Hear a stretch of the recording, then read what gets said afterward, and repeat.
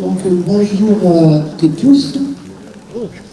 Donc là j'interviens pour témoigner de mon parcours de personne autiste ayant un traumatisme.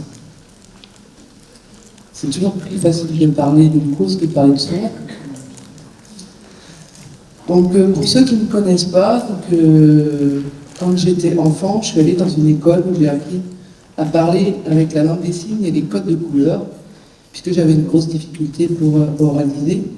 Du coup, j'ai fait beaucoup de séances chez des orthophonistes qui s'autorisaient à mettre ses mains sur ma bouche, même si ça me faisait très mal. Et du coup, on m'a appris, donc ces orthophonistes m'ont appris que toute cette partie de la bouche m'appartenait pas, elle appartenait à un professionnel du soin qui, eux, pouvaient faire ce qu'ils voulaient avec toute cette partie-là. Et puis,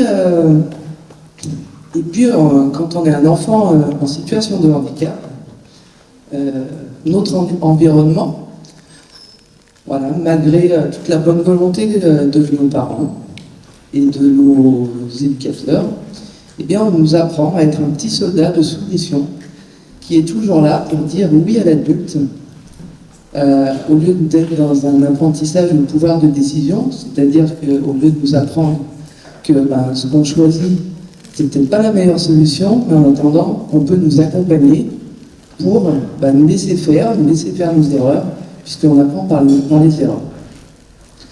Et donc, petit à petit, on apprend que notre corps n'est pas nous, puisque c'est vrai qu'on va avoir une psychomotricienne aussi, on va avoir des fois des kinés, et puis même notre parole, elle n'est pas à nous, puisqu'on est quand même souvent en contact avec des psychologues, des psychiatres, qui sont toujours après vraiment remettre en question ce qu'on est après dire, ce qu'on peut dire aussi bien par le nez que par le corps. Je ne parle pas que des mots qui sortent de la bouche. Et petit à petit, on nous apprend vraiment à être ce petit soldat de soumission à la parole de l'adulte, qui, quand lui a décidé, eh bien, on doit dire oui. Et puis, on nous apprend aussi que, puisque nous, on pense qu'il est bien, ou la manière dont on fait les choses sont bien, parce que ça nous convient, et bien, en fait, on nous apprend que c'est pas bien, que seul vous, en fait, décidez pour vous. Donc, tout ça a amené que, à un moment donné, quand on sait que les personnes autistes particulièrement sont des proies idéales pour les prédateurs, eh bien, à subir des violences sexuelles et de me retrouver dans des situations où, comme on m'a appris que c'est toujours l'adulte qui décide, et que moi, malgré le fait que ce que je pouvais dire n'avait pas d'importance, puisque c'était toujours les adultes qui décidaient pour moi, eh bien en fait, je pensais que c'était finalement normal de subir ces choses-là. Après, il y a aussi, c'est pas parce qu'on est autiste qu'on n'a pas des conséquences psychotraumatiques comme les autres. C'est-à-dire qu'il est arrivé à un moment donné où, bien, si on a envie de poursuivre sa vie, eh bien, le cerveau, il fait un petit exercice qui nous permet, en fait, de mettre dans une petite case, se souvenir, faire comme si on l'avait oublié, pour nous permettre de continuer à avancer. On pourrait dire une amnésie. Sauf que moi, j'ai toujours eu peur des chaussures blanches, tout le temps. Pourquoi? Je ne savais pas, en fait. J'avais peur des chaussures blanches, je savais que, vous savez, l'herbe ne manque pas. Eh bien, en fait, j'avais peur de l'herbe ne manque pas. Pour savoir pourquoi, je ne savais pas. Et puis, c'est vrai que moi, en étant enfant, j'avais cette facilité à me cacher dans les petits lieux, puisque je me cachais souvent dans les... Moi, je suis de la campagne, profonde, donc on avait des gros flétous. Et du coup, je me cachais dans les cocottes minutes pour être tranquille, parce que j'aimais bien, en fait, j'aimais bien les proies, les parois, pour me sentir en fait en sécurité. Ça a toujours été. J'ai toujours eu des problèmes d'endormissement depuis petite, mais qui fait qu'à un moment donné, les conséquences de ces violences se sont réveillées et a accentué en fait tous mes comportements que j'avais plus ou moins, on va dire cachés, je ne sais pas si c'est le mot, mais eh bien ça s'est remis en service, on va dire comme ça, qui a fait que j'étais dans comment on appelle ça, dans des périodes où voilà, j'étais revenue en fait comme quand j'étais petite, c'est-à-dire cette difficulté à pouvoir parler. Donc j'étais revenue avec des pictogrammes, donc je communiquais avec des pictogrammes. J'étais constamment dans des placards, voilà. Il n'y avait que là où je pouvais me sentir bien, enfin, moins mal, on va dire. Et puis les humains, en fait, j'étais terrorisée par tous les humains. Le bruit, il était amplifié. Les odeurs, en fait, je ne pouvais plus avaler quoi que ce soit.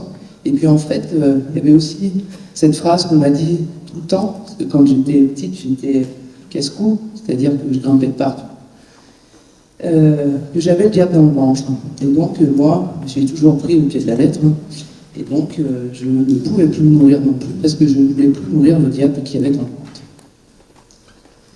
Et donc suite à tout ça, j'ai été, après plusieurs tentatives de suicide, pour mettre un terme, pas à ma vie, quoique ça allait faire ça, mais pas à ma vie, mais plutôt à la souffrance que pouvait me faire vivre tout ça. J'ai été hospitalisée pendant 5 ans dans une clinique psychiatrique. Et là, en fait, il s'est passé quelque chose, c'est qu'on m'a appris à différencier ce qui venait de l'autisme et ce qui venait du traumatisme. Ça a l'air de rien, mais en fait, c'est ce qui m'a quand même permis de pouvoir aujourd'hui me déplacer un peu mieux, même si je suis quand même régulièrement accompagnée. Mais je vais vous donner un exemple. Quand vous êtes autiste et que vous êtes dans une gare, c'est quand même quelque chose d'assez assez épuisant, puisque il y a énormément de bruit qui arrive de partout, il y a des gens qui se déplacent, qui courent. On a l'impression que voilà, il n'y a rien qui est organisé, enfin, c'est pas comme les fourmis où tout est bien organisé.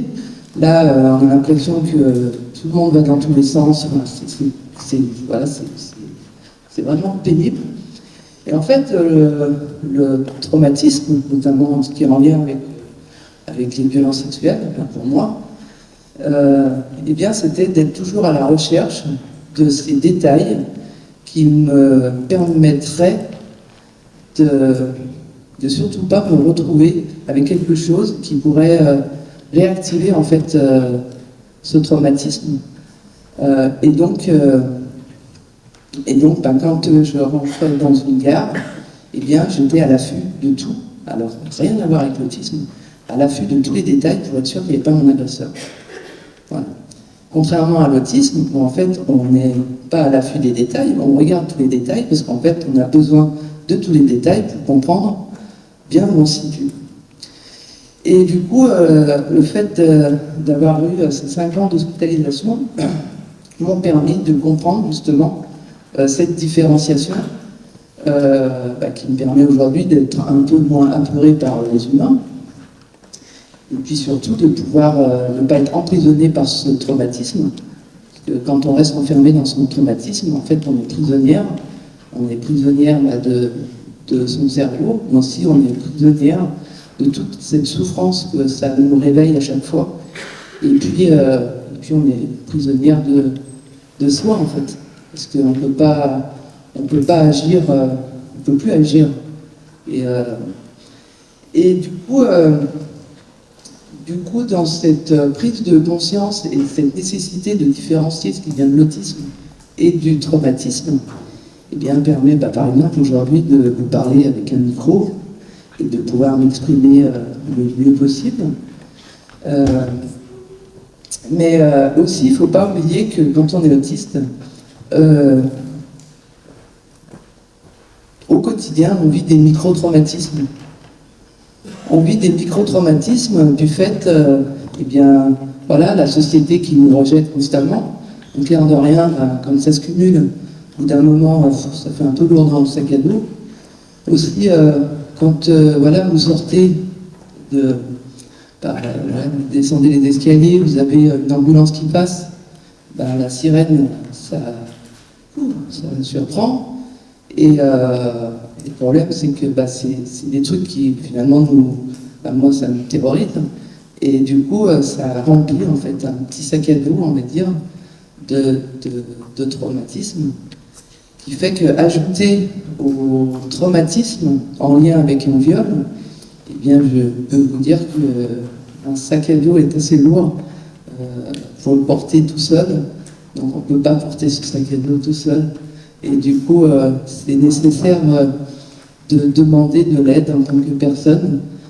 Souvent, on a tendance à ne pas vouloir demander de l'aide parce que soit on refuse de ce qu'on a vécu, puisqu'il y a plein de personnes autistes qui refusent le statut de victime, sauf que pour arriver à se soigner, notamment pour tout ce qui est en lien avec les violences sexuelles, c'est nécessaire de passer par la case victime pour après en ressortir et passer pour être une personne survivante. Et donc, moi, ce que je pourrais vous dire, c'est qu'il ne faut pas avoir honte, puisque la honte, c'est pas nous qui l'avons, c'est les agresseurs, mais surtout, il faut oser demander de l'aide, et il n'y a que comme ça qu'on peut sortir de ce traumatisme en lien avec une violence sexuelle. Et c'est vrai qu'on pourrait me dire, oui, mais l'aide, il y a plein de gens qui comprennent rien à l'autisme, ou alors il y a plein de gens qui comprennent rien au psychotraumatisme.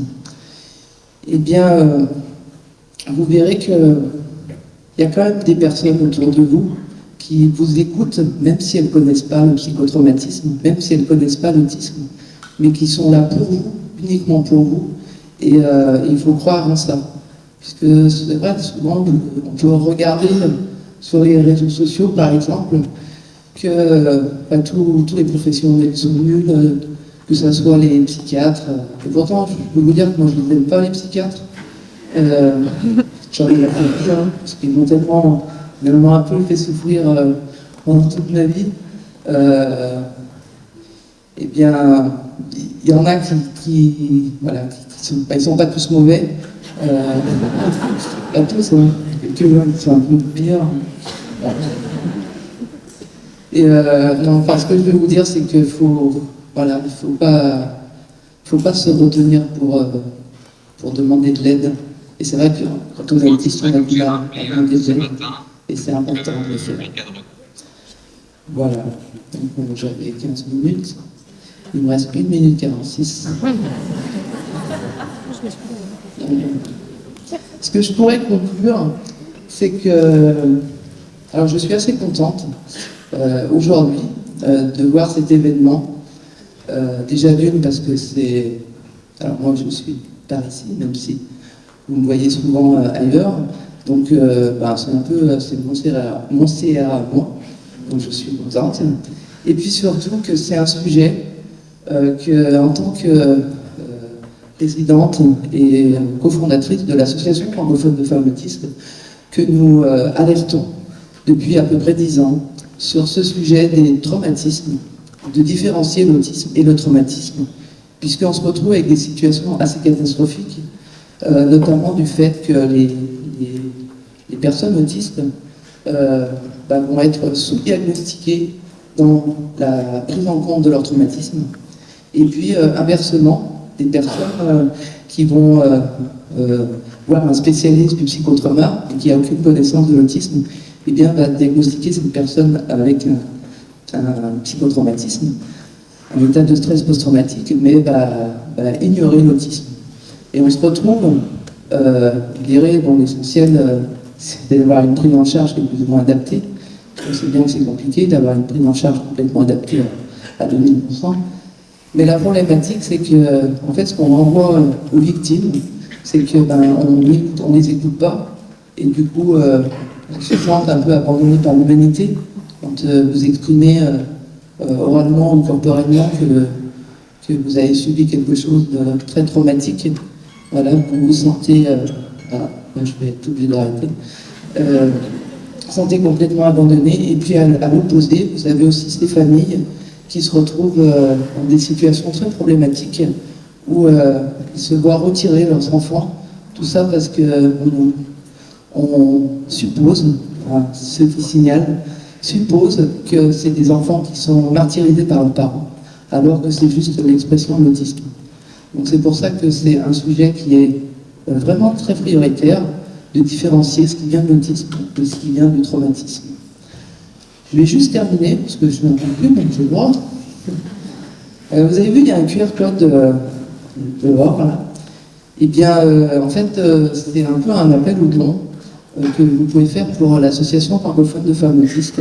On est une association qui refuse les subventions d'État pour des raisons diverses, mais surtout pour avoir ce droit à la parole, notamment quand on parle des violences sexuelles. Vous savez, on n'est pas apprécié de partout. Quand on parle de la stérilisation des femmes handicapées, on n'est pas apprécié de partout. Et puis, on est une association qui travaille en partenariat avec différentes associations, notamment tout ce qui est en lien avec le droit des femmes, le droit des enfants. On sort du champ de l'autisme, du handicap, volontairement, parce que nous, on part du principe que l'inclusion, c'est pas en restant dans sa petite cour, qu'on peut inclure les gens, et on se rend compte aujourd'hui que c'est une stratégie qui fonctionne très bien, puisque, voilà, par exemple, on fait beaucoup de travail avec l'association Mémoire traumatique et victimologie pour mettre en lumière, en fait, le sujet des violences sexuelles commises sur les personnes en situation de handicap. Et puis on se rend compte que, voilà, le dernier Conseil national du handicap, eh bien, il y a la création d'un groupe de travail en lien direct avec le ministère Égalité hommes-femmes et le ministère du handicap pour traiter la problématique des violences faites aux femmes en situation de handicap. Voilà. Donc, je vais vous dire merci de m'avoir écouté.